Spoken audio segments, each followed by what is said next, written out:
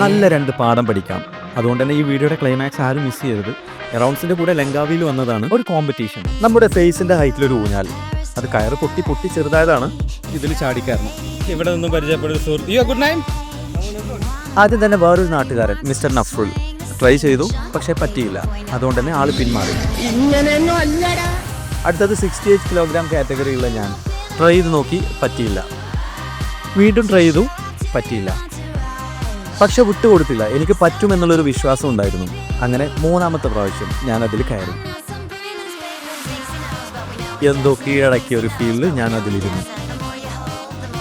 അടുത്തത് 100 കിലോഗ്രാം കാറ്റഗറിയിലുള്ള നമ്മുടെ എറൗണ്ട്സിൻ്റെ സമതുക. ഒന്ന് ട്രൈ ചെയ്ത് നോക്കി, പറ്റുന്നില്ല. വീണ്ടും ട്രൈ ചെയ്തു, വീണ്ടും പറ്റുന്നില്ല. പക്ഷെ ആൾ വിട്ടുകൊടുക്കുമോ? 3ാമത്തെ പ്രാവശ്യം ചാടി കയറി.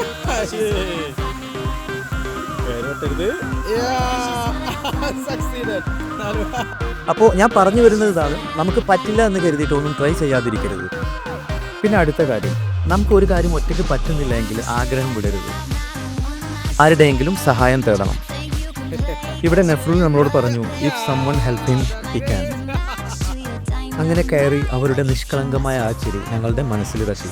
പ്ലീസ് ഫോളോസ് ആൻഡ് ഈ ഒരു വീഡിയോ നഫ്രുലിൻ്റെ അടുത്ത് എത്തുന്നത് വരെ ഷെയർ ചെയ്യാനും മറക്കരുത്.